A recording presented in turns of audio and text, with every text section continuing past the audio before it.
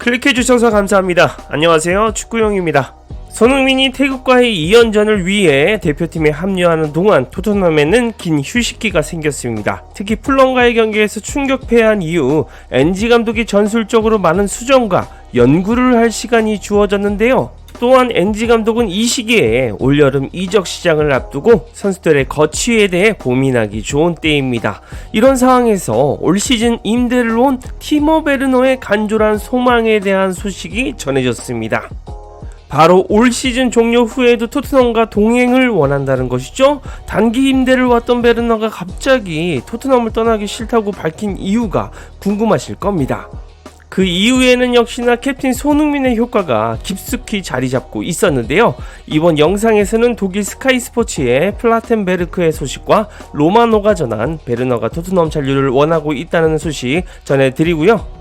그리고 왜 베르너가 손흥민에 푹 빠졌는지 그 이유도 전해드리겠습니다. 바로 만나러 가시죠. 잠깐만요. 약정이 끝난 인터넷 정수기 가만히 두면 최대 77만원 손해난 사실. 축구형이 소개하는 인터넷 가전 렌탈 대리점 아정당에 전화하세요. 인터넷 TV 최대 47만원, 정수기 최대 30만원 둘 다 바꾸면 최대 77만원 설치 당일 받을 수 있대요. 본사랑 요금 똑같은데 법이 정해준 지원금까지 챙길 수 있답니다. 아정당은 365일 밤 10시까지 상담 가능, 100만원 상당의 최신본 선물을 받을 수 있는 구독자 이벤트도 잊지 말고 참여하시죠. 독일 스카이 스포츠의 플로리안 플라텐베르크는 베르너의 소식을 전했습니다. 베르너는 토트넘에서 정말 편안하며 더 길게 머물고 싶어한다. 1700만 유로의 영입 옵션은 유로 2024가 시작되기 전까지 활성화되어야 한다. 라이프치히에서의 미래는 어느 쪽도 장담할 수 없다. 현재 베르너의 계약은 2026년 6월까지 유효하다. 토트넘이 그를 완전 영입하지 않는다면 여름에 라이프치히를 떠날 가능성이 매우 크다라고 말했습니다. 지금 현재 베르너가 처한 상황을 분명하게 알려주고 있는 소식입니다. 그런데 베르너는 토트넘에서의 잔류를 꿈꾸고 있죠. 플라텐베르크는 베르너가 토트넘 생활의 편안함을 느끼고 있으며 계속 쭉 몸담고 싶다고 전했습니다. 그리고 유럽 이적 시장 전문가 파브리지오 로마노는 이렇게 전했습니다. 아직 최종 결정이 내려진 것은 아니다. 그러나 토트넘은 베르너가 경기장 안에서뿐만이 아니라 경기장 밖에서도 다른 선수들과 관계를 맺기 시작한 것에 매우 만족하고 있다. 토트넘은 베르너에게 흡족해하고 있으며 선수의 장기적인 계획은 라이프치히에 머물지 않는 것이다 라고 말했습니다. 지금 외신들의 내용을 종합해보면 베르너가 토트넘 자체 생활에 만족도가 매우 높다는 사실을 알 수 있습니다. 특히 다른 선수들과 관계를 맺기 시작하면서 토트넘 선수들과 친해지게 된 것이 가장 큰 잔류 의지인 것 같은데요. 사실 이렇게 베르너가 토트넘 생활에 만족감을 느끼게 된 배경에는 캡틴 손흥민의 효과가 있었습니다. 베르너가 일전의 인터뷰에서 손흥민에게 굉장한 고마움을 표시했기 때문입니다. 자신이 토트넘에 임대온 초기에 손흥민이 했던 행동 때문이었는데요. 손흥민은 독일에서 뛰었던 경험 덕분에 독일어가 굉장히 유창하다. 나에게 좋은 건 손흥민과 독일어로 대화한다는 점이다. 이전에 내가 들었던 것과 이미 알고 있던 손흥민은 정말 좋은 사람이고 모두가 바로 알아차릴 수 있을 것이다. 주장으로서 그리고 한 사람으로서도 그는 정말 착하다. 모두를 도와주려 하고 나에게도 많은 도움을 주었다. 나를 만나자마자 곧장 와서 독일어로 말을 걸어줬다. 덕분에 모두에게 편하게 얘기할 수 있었다. 정말 좋은 사람이고 훌륭한 선수다. 함께 많은 경기를 뛸 수 있길 바라고 있다라고 극찬을 남겼습니다.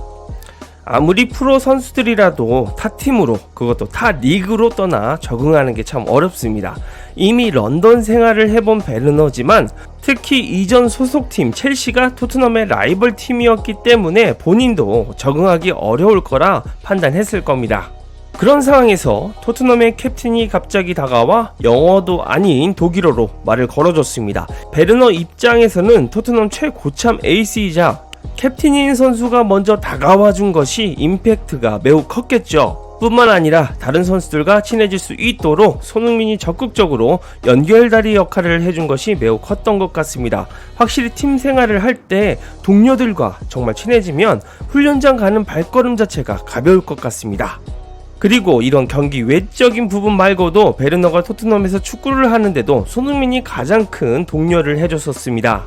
일전에 영국 풋볼런들은 베르너가 첫 골을 넣은 팰리스전에서 베르너는 손흥민에게 구원받았다는 표현까지 썼습니다. 손흥민은 베르너의 골에 대해서 이렇게 말했는데요. 저는 티모에게 매우 기쁩니다. 티모는 정말 열심히 노력했어요. 전반전의 득점에서 경기를 좀 더 쉽게 풀었으면 좋았을 텐데 그래도 토트넘에서 첫 골을 넣어서 정말 기뻤어요. 마땅한 골이었으며 앞으로 더 많은 골이 터지길 바랍니다. 이 골이 조금이나마 힘이 되었으면 좋겠어요. 이렇게 큰 기회를 놓치면 세상이 자신에게 불리한 것처럼 느껴지지만 티모는 일어섰습니다. 그는 포기하지 않고 환상적인 플레이를 펼쳤어요. 모두가 매우 기쁘고 티모도 이 골을 통해 팀에 도움이 되고 자신을 조금 더 끌어올릴 수 있기를 바랍니다. 팬들과 선수들은 티모에게 더 많은 것을 기대하고 있기 때문에 티모는 이 골에 자만하지 말고 계속 열심히 노력해서 팀에 도움이 되었으면 좋겠습니다. 라고 베르너에게 용기를 준 손흥민입니다. 그 어떤 선수가 이렇게 인터뷰하는데 반하지 않을까요? 또한 이 팰리스전에서의 손흥민의 움직임은 EPL에서도 기습 숭배를 한 적이 있는 완벽한 두뇌 플레이였습니다. 손흥민의 움직임이 아니었다면 베르너가 첫 골을 넣지 못했을 겁니다. 손흥민은 앞으로 가는 척 하다가 급브레이크를 걸고 다시 뒤로 움직입니다. 그리고 이 손흥민의 영리한 동작 한 방에 팰리스 수비수들이 전부 낚이면서 존슨이 베르너에게 완벽한 패스를 넣어줄 수 있었죠. 손흥민의 이런 천재적인 플레이를 바로 옆에서 플레이하면서 베르너도 많은 영감을 얻고 자신감을 얻었을 겁니다. 또한 NG의 축구가 베르너와 부합하는 전술이라는 것도 잔류의지에 큰 몫을 했겠죠. 그런데 아쉽게도 지난 플럼전에서 베르너는 존슨의 완벽한 크로스를 놓치는 실수를 하고 말았습니다. 아직도 예전의 골 결정력을 되찾으려면 많은 시간이 필요할 것 같은 베르너입니다. 베르너는 커리어 초반 슈투트가르트와 라이프치히에서 놀라운 활약을 펼치며 이름을 날린 적이 있습니다. 특히 2019-20 시즌 라이프치히에서 45경기에서 34골, 13도움을 터뜨리는 놀라운 퍼포먼스를 보여줬죠. 이러한 모습에 프리미어리그 행이 성사됐고 이적료 4,750만 파운드의 첼시 유니폼을 입게 된 것입니다. 하지만 첼시에 걸린 유명한 공격수의 저주가 베르너에게도 왔습니다. 베르너는 처참한 결정력으로 인해 2시즌 만에 방출 명단에 이름을 올리게 됐습니다. 베르너는 지난 2022년 여름 이적료 2천만 유로에 라이프치히로 리턴하게 되었는데요. 지난 시즌에는 40경기 16골 6도움으로 부활에 가까운 활약을 펼쳤습니다. 하지만 올 시즌에 로이스 오펜다, 유스프 폴센, 베냐민 세슈코에 밀려서 4순위가 됐죠. 이에 겨울 이적 시장에서 매물로 나왔고 엔지 포스테코글루 감독이 있는 토트넘에 오게 된 것입니다. 현재까지 베르너의 성적표는 9경기 2골 2도움입니다. 사실상 엔지 감독의 마음을 훔치려면 더 좋은 활약이 필요합니다. 베르너의 잔류 여부는 리그 후반기 막판 레이스에서 베르너가 얼마나 폭발해줄지에 달렸습니다. 개인적으로는 순해 보이는 베르너가 막판에 많은 공격 포인트를 올리면서 완전 이적에 성공했으면 좋겠네요. 좋은 사람처럼 보이는 그를 손흥민의 동료로 합격점을 주고 싶습니다. 이상 축구용이었습니다. 구독과 좋아요 알림 설정 눌러주시면 빠르고 정확한 소식과 분석으로 보답하겠습니다.